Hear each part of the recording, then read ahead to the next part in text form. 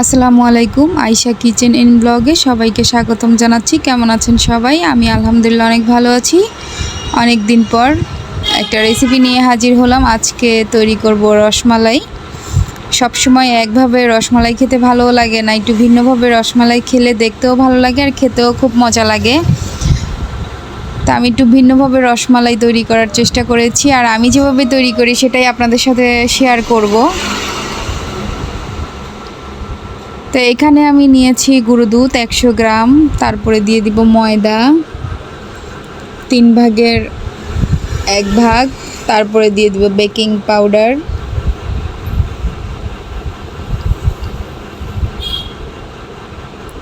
সামান্য একটু জর্দা রং দিয়ে দিব একটু কালারটা সুন্দর হওয়ার জন্যে। তারপরে দিয়ে দিয়েছি আমি ঘি।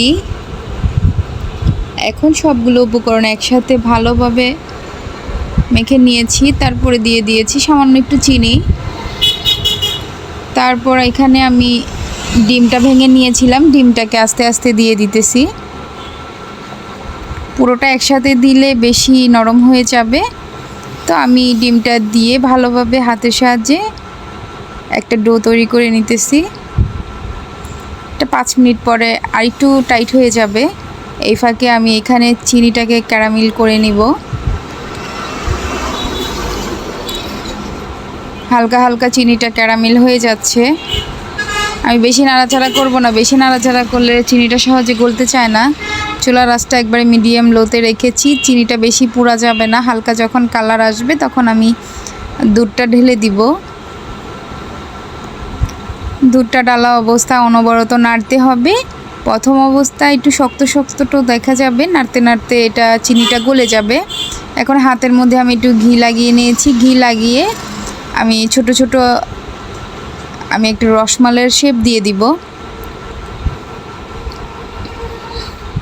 তা যার যার ইচ্ছা অনুযায়ী দিতে পারেন।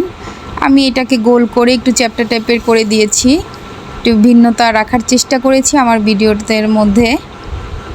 এভাবে করে আমি সবগুলো বল তৈরি করে নিব।